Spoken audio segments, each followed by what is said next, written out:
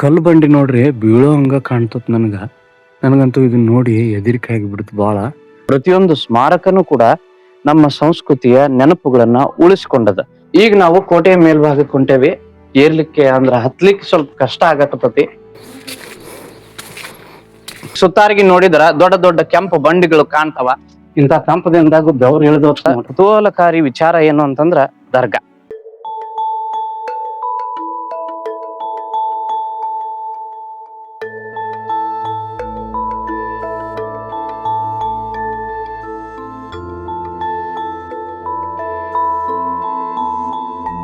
ಶರಣ್ರೆ, ನಾನೀಗ ಕರ್ನಾಟಕದ ಅತ್ಯಂತ ಐತಿಹಾಸಿಕ ನಗರಗಳೊಳಗೆ ಒಂದಾದ ಬಾದಾಮಿ ಒಳಗಿದ್ದೇನೆ.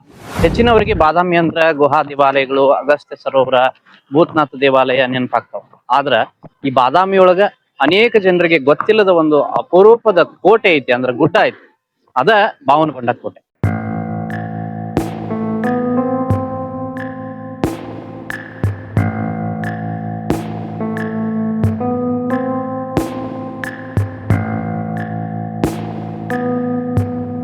ಇವತ್ತು ನಾನು ನಿಮ್ಮನ್ನ ಆ ಕೋಟೆಯೊಳಗೆ ಕರ್ಕೊಂಡು ಹೊಂಟೀನಿ. ಆ ಕೋಟೆಯ ಇತಿಹಾಸ, ಇಲ್ಲಿರೋ ಪ್ರಾಚೀನ ದೇವಾಲಯಗಳು ಮತ್ತು ಇದೆಲ್ಲದಕ್ಕಿಂತ ಕುತೂಹಲ ಹುಟ್ಟಿಸೋ ಗುಡ್ಡದ ಮೇಲಿರೋ ದರ್ಗಾದ ಬಗ್ಗೆ ನಾವಿವತ್ತು ತಿಳ್ಕೊಳ್ಳೋಣ ಬರ್ರಿ. ಈಗ ನಾವು ಬಾವನಗೊಂಡ ಕೋಟೆಯ ಒಳಗ ನಡ್ಕೊಂಡು ಹೊಂಟೇವ್ರಿ. ಈಗ ಸುತ್ತಾರಿಗೆ ನೋಡಿದ್ರ ದೊಡ್ಡ ದೊಡ್ಡ ಕೆಂಪು ಬಂಡಿಗಳು ಕಾಣ್ತಾವ. ಇಂಥ ನೈಸರ್ಗಿಕ ಬಂಡಿಗಳ ಮಧ್ಯೆನೆ ಈ ಕೋಟೆ ನಿರ್ಮಾಣಗೊಂಡದ. ಆದ್ರಿಂದನ ಇದಕ್ಕ ಬಾವನಗೊಂಡ ಕೋಟೆ ಅನ್ನುವಂತ ಹೆಸರು ಬಂದಿರಬಹುದು ಅಂತೇಳಿ ಬಹಳಷ್ಟು ಜನ ಅಭಿಪ್ರಾಯ ಪಡ್ತಾರ. ಸುಮಾರು 1500 ವರ್ಷಗಳ ಹಿಂದ ಈ ಪ್ರದೇಶವನ್ನ ವಾತಾಪಿ ಅಂತೇಳಿ ಕರಿಲಾಗ್ತಾ ಇತ್ತು. ಅದ ವಾತಾಪಿನ ಮುಂದ ಬಾದಾಮಿ ಅಂತ. ಇಲ್ಲೇನ ಬಾವುಲಿಗಳು ಇರ್ತಾವ ಅಂತೇಳಿ ಈ ಹುಡುಗರು ಕರ್ಕೊಂಡ್ ಬಂದಾರ್ರಿ. ಬರ್ರಿ ನೋಡೋಣ. ಗುಹೆ ಇದ್ದಂಗ ಐತಿ ಇದು. ಒಟ್ಟ ಒಳಗ್ ಬಾಳ ದೂರ ದಾರಿ ಐತಿ. ಗೇಟ್ ಅಂತೂ ತೆಗ್ಯಾಕ್ ಬರಂಗಿಲ್ಲ, ಒಳಗ್ ಹೋಗಾಕು ಆಗೋದಿಲ್ಲ. ಈಗ ನಾವು ವ್ಯೂ ಪಾಯಿಂಟ್ ಅಂದ್ರ ವೀಕ್ಷಣೆ ಗೋಪುರ ಅಂತ ನಾವೇನ್ ಕರಿತೇವೆ ಕನ್ನಡದಾಗ, ಅಲ್ಲಿಗೆ ಹೊಂಟೇವಿ ನೋಡ್ರಿ. ಮ್ಯಾಲ ಕರ್ಕೊಂಡ್ ಹೋಗ್ತೇನ್ರಿ. ಮೆಟಗಟ್ಟಿ ಹತ್ತಿ ರಗಡ ಹಾಕತ್ ನೋಡ್ರಿ ಇಲ್ಲಿ. ಆದ್ರೇನು ಅದ್ಭುತವಾದ ವಾತಾವರಣ ನೀವು ವೀಕ್ಷಿಸಬಹುದು. ಇಡೀ ಬಾದಾಮಿಯನ್ನ ನಾವಿಲ್ಲಿ ನೋಡ್ಬೋದು ಈ ಬುರ್ಜ್ ಮೇಲೆ ನಿಂತು. ಅಂದ್ರ ವೀಕ್ಷಣೆ ಸ್ಥಳ ಅಂತ ನಾವ್ ಏನ್ ಕರಿತೀವಿ, ವ್ಯೂ ಪಾಯಿಂಟ್. ಇಲ್ಲಿ ಮಧ್ಯದೊಳಗ ಒಂದು ಧ್ವಜದ ಕಂಬ. ನಮ್ಮ ರಾಷ್ಟ್ರ ಹಬ್ಬಗಳು ಬಂದಾಗ ಅಂದ್ರ ಆಗಸ್ಟ್ 15, ಜನವರಿ 26 ಅವಾಗ ಧ್ವಜವನ್ನ ಹೇರಿಸ್ತಾರೆ. ಇಲ್ಲಿನ ಭೌಗೋಳಿಕ ರಚನೆಯನ್ನ ನಾವು ನೋಡಿದ್ರ ಒಂದು ಸಾಮಾನ್ಯ ಜಾಗ ಅಲ್ಲ ಅನ್ನೋದು ಅರ್ಥ ಆಗ್ತದ. ಎತ್ತರದ ಬೆಟ್ಟಗಳು ಕಾಣ್ತಾವ, ಕೆಳಗ ಕಣಿವೆಗಳು, ಮತ್ತ ಹತ್ತಿರದೊಳಗ ಅಗಸ್ತ್ಯ ಸರೋವರನೂ ಕಾಣ್ತದ. ಈ ಎಲ್ಲಾ ಕಾರಣಗಳಿಂದ ಈ ಪ್ರದೇಶ ನೈಸರ್ಗಿಕ ಕೋಟೆಯಂಗ ಇತ್ತು. ಅದನ್ನೇ ಬಳಸಿಕೊಂಡು ಚಾಲುಕ್ಯರು ಇಲ್ಲಿ ಕೋಟೆಯನ್ನ ನಿರ್ಮಿಸಿದ್ರು.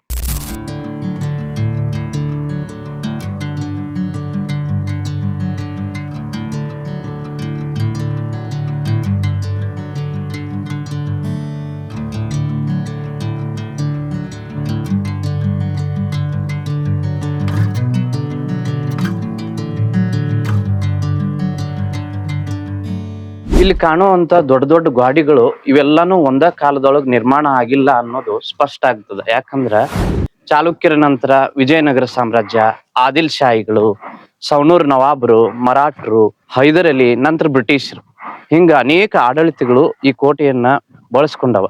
ಆದ್ರಿಂದ ಇಲ್ಲಿ ವಿವಿಧ ಕಾಲಘಟ್ಟಗಳ ವಾಸ್ತುಶಿಲ್ಪಗಳು ನಮಗ ನೋಡ್ಲಿಕ್ಕೆ ಕಾಣಿಸಿರ್ತಾವ.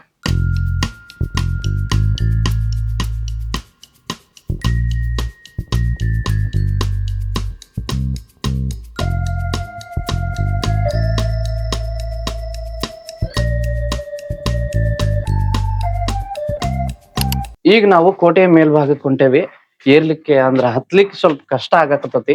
ಆದ್ರ ಮ್ಯಾಲ ಹೋದ್ಮೇಲೆ ಅಲ್ಲಿ ಕಾಣುವಂತ ದೃಶ್ಯ ನಿಜವಾಗ್ಲೂ ಅದ್ಭುತವಾಗಿರ್ತದ. ಪ್ರಜೆಗಳ ಸಲುವಾಗಿ ದವಸ ಧಾನ್ಯವನ್ನ ಕೂಡಿಡೋ ಸಲುವಾಗಿ ಇಲ್ಲೇನ್ ಕಾಣ್ತಾವಲ್ಲ ಗೋಪುರ ತರ, ಇವುಗಳನ್ನ ಕಟ್ಸಿದ್ರು ಅಂತ ಹೇಳಲಾಗತ್ತ. ಇವುಗಳನ್ನ ದವಸ ಧಾನ್ಯಗಳನ್ನ ಕೂಡಿಡ್ಲಿಕ್ಕೆ ಬಳಸ್ಕೊಳ್ತಾ ಇದ್ರು ಅಂತ ಹೇಳಲಾಗತ್ತ.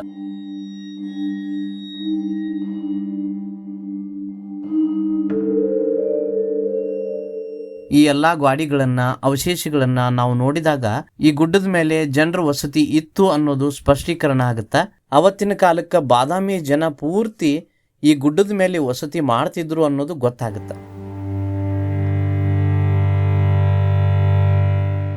ಬಹುಶಃ ನನಗನ್ಸೋ ಮಟ್ಟಿಗೆ ಇವು ಕೈದಿಗಳನ್ನ ಕೂಡಿ ಹಾಕೋ ಸಂಬಂಧನೂ ಇರಬಹುದು. ಅಂದ್ರ ಬಂದಿಖಾನಿಗಳು ಅಂತ ನಾವು ಜೈಲು ಏನ್ ಕರಿತೇವೆ ಆ ಜೈಲುಗಳು ಇರ್ಬೋದು ಅಂತ ನನಗ ಅನ್ಸುತ್ತ.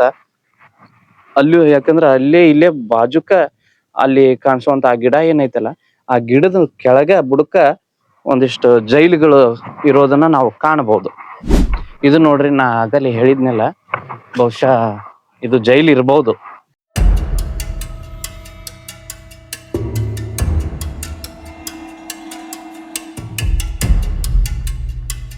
ನಾವೀಗ ಹೊಂಟಿದ್ದು ಟಿಪ್ಪುವಿನ ಖಜಾನೆ ಕಡೆಗೆ. ಇಲ್ಲಿ ಟಿಪ್ಪುವಿನ ಖಜಾನೆ ನಿರ್ಮಾಣ ಆಗಿತ್ತು ಅಂತ ಹೇಳಲಾಗುತ್ತ.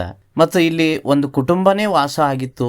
ಒಂದಿಷ್ಟು ಇಸ್ಲಾಂ ಶೈಲಿಯ ಗುರುತುಗಳು ನಮಗಿಲ್ಲಿ ಕಾಣಸಿಗ್ತಾವ.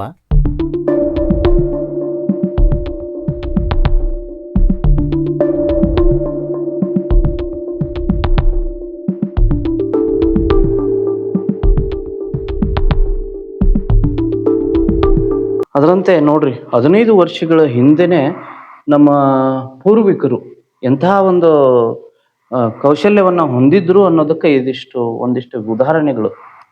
ಕಲ್ಲಿನೊಳಗೆ ಕೆತ್ತಿದಂತ ನೀರಿನ ಟ್ಯಾಂಕ್ ಅಂತ ನಾವೇನ್ ಕರಿತೇವೆ ಈಗ, ಬಹುಶಃ ಈ ನೀರನ್ನೇ ಎಲ್ಲರೂ ಬಳಸ್ತಿದ್ರೋ ಏನೋ.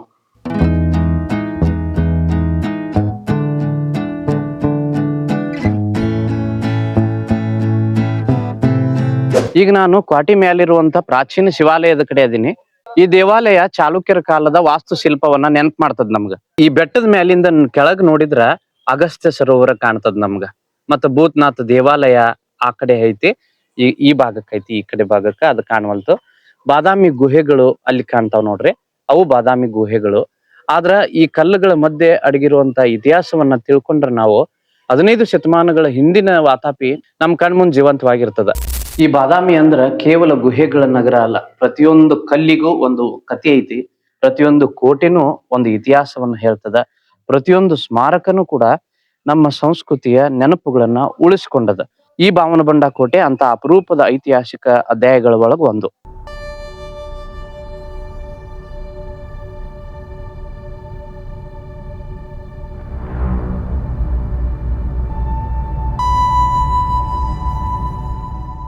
ನಾನ್ ನಿಮ್ಗ ಆಗ ತೋರಿಸಿದ ಶಿವಾಲಯ ಮ್ಯಾಲಿನ ಶಿವಾಲಯ ಅಂತ ಕರೀತಾರ. ಇದು ಕೆಳಗಿನ ಶಿವಾಲಯ. ಈ ಕೆಳಗಿನ ಶಿವಾಲಯ ಕ್ರಿಸ್ತಶಕ 6ನೇ ಶತಮಾನದೊಳಗೆ ನಿರ್ಮಾಣಗೊಂಡಿತು ಅಂತ ಹೇಳ್ತಾರ.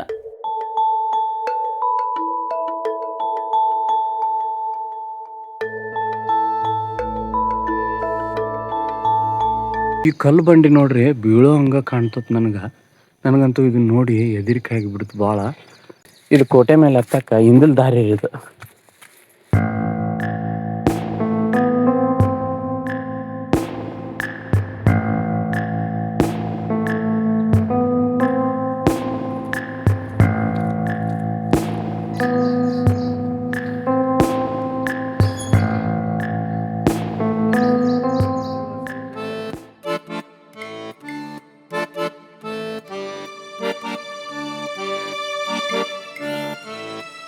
ಇಂಥ ತಂಪದಿಂದಾಗ ಬೆವರು ಇಳಿದೋತ್ ನೋಡ್ರಿ. ಈ ಕೋಟೆಯೊಳಗಿರುವಂತ ಮುಖ್ಯವಾದ ಕುತೂಹಲಕಾರಿ ವಿಚಾರ ಏನು ಅಂತಂದ್ರ ದರ್ಗಾ ಮತ್ತು ಶಿವಪ್ಪಜ್ಜಯ್ಯನವರ ಮಠ. ಈ ಸ್ಥಳಕ್ಕೆ ನಿಮ್ಮನ್ನ ಕರ್ಕೊಂಡು ಹೋಗ್ತೀನಿ, ಬರ್ರಿ. ಈಗ ನಾವು ಎಲ್ಲಾರ್ಗಿ ಕುತೂಹಲ ಹುಟ್ಟಿಸುವಂತ ಸ್ಥಳಕ್ಕೆ ಹೊಂಟೇವಿ. ಅದ ಈ ಬೆಟ್ಟದ ಮೇಲೆ ಇರುವಂತ ದರ್ಗಾ. ಅಲ್ಲಿ ಕಾಣ್ತದಲ್ಲ ನಿಮ್ಗ, ಅಲ್ಲಿ ದೂರದೊಳಗ, ಅಲ್ಲಿ ಹತ್ತಿರಕ್ಕೆ ಹೊಂಟೇವಿ ಈಗ ನಾವು. ಈ ಒಂದ ಬೆಟ್ಟದ ಮೇಲೆ ಒಂದ್ ಕಡೆ ಶಿವಾಲಯ ಐತಿ, ಇನ್ನೊಂದ್ ಕಡೆ ನೋಡಿದ್ರ ದರ್ಗಾ.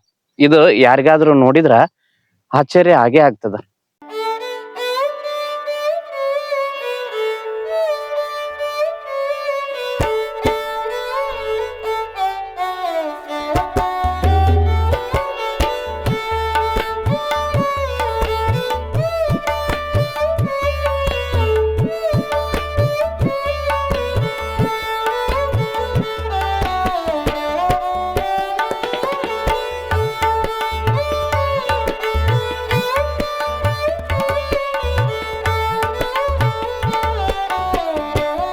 ಈ ದರ್ಗಾ ಸೂಫಿ ಸಂತ ಹಜರತ್ ಸೈಯದ್ ಬಾದ್ಶಾ ಅವರ ನೆನಪಿಗೆ ಸಂಬಂಧಪಡ್ತದ. ಅದ್ರ ಬಾಜುಕೆ ಮಾಸಾಬಿ ಅವರ ದರ್ಗಾನು ಕೂಡ ಐತಿ. ಇಲ್ಲೇ ಬಾಜುಕ ಶರಣ ಶಿವಪ್ಪಜ್ಜಯ್ಯನವರ ಗದ್ದಿಗಿನೂ ಐತಿ. ಹಜರತ್ ಸೈಯದ್ ಬಾದ್ಶಾ ಮತ್ತು ಶಿವಪ್ಪಜ್ಜ ಈ ಇಬ್ರು ಸೂಫಿ ಮತ್ತು ಶರಣರ ಸಂಗಮ ಸಾಮರಸ್ಯವನ್ನ ಮತ್ತಷ್ಟು ಗಟ್ಟಿಗೊಳಿಸ್ತದ. ಈ ಎರಡೂ ಗದ್ದಿಗೆಗಳು ಧಾರ್ಮಿಕ ಸಾಮರಸ್ಯದ ಸಂಕೇತಗಳಾಗಿ ಇವತ್ತಿಗೂ ಗೌರವಕ್ಕೆ ಒಳಪಡ್ತಾವ.